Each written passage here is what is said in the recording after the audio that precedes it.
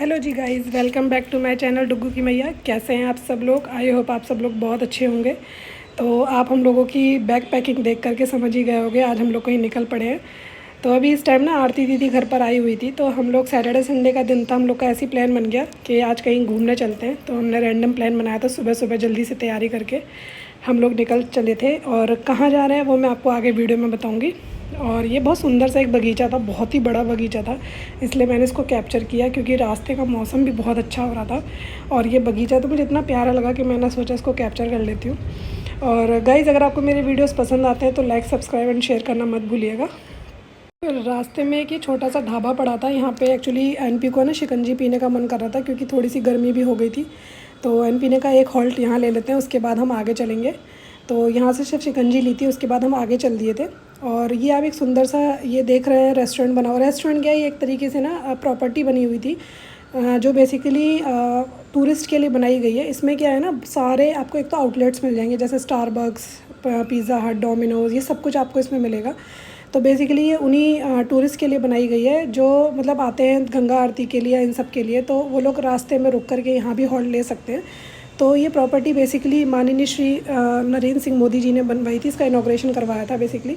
तो यहाँ पे ना बहुत ही सुंदर सी प्रॉपर्टी थी ये। तो मैंने इसको इसलिए कैप्चर किया कि जैसे जिन लोगों का बजट थोड़ा हाई होता है, जिन लोगों को थोड़ी हाई फाई प्रॉपर्टी में रुकने का मन होता है, तो वो यहाँ स्टे कर सकते हैं। तो मैं थोड़ा सा आपको इसका ब्रीफ दे देती हूँ। एक्चुअली क्या था ना, ये प्रॉपर्टी में आप ना बुकिंग कराओ तो दो तरीके से बुकिंग थी, एक प्रीमियम और एक लग्जरी।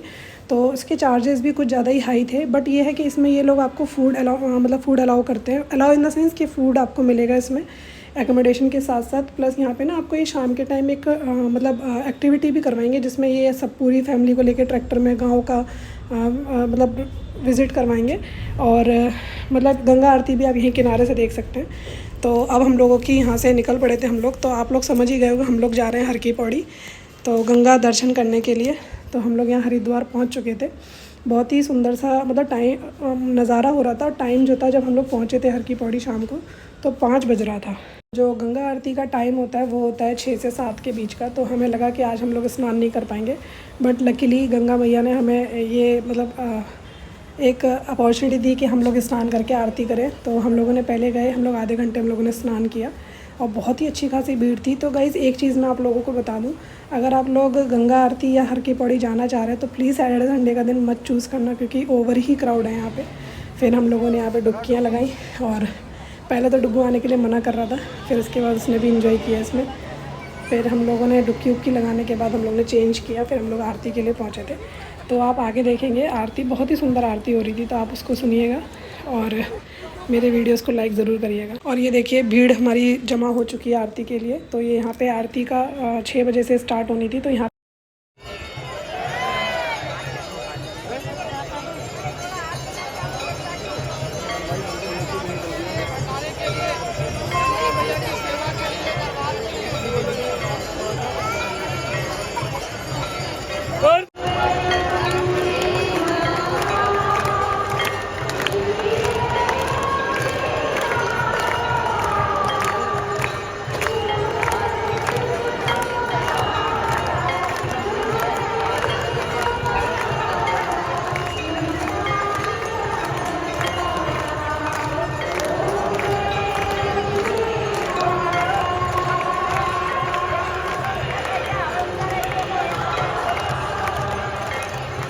तो आई होप आप सब लोगों ने आरती बहुत अच्छे से सुनी होगी। फिर ये रात में 10 से 10:30 का टाइम हो रहा था। हम लोग डिनर विनर करके, हमने डिनर यहीं किनारे ही किया था। फिर यहाँ डुग्गू के खड़े होके मतलब हाथ जोड़ रहा था गंगा मैया की। और फिर हमने कुछ फ़ोटोज़ वोटोज़ क्लिक कराए थे। तो हमारी जो ये वाली ट्रिप थी ना, जो रैंडम बनी थी, बहुत ही अच्छी ट्रिप थी। तो वो कहते हैं ना कि रैंडम ट्रिप जो बनती है वो हमेशा ही अच्छी होती है। तो ये सच में वाकई बहुत अच्छी ट्रिप थी।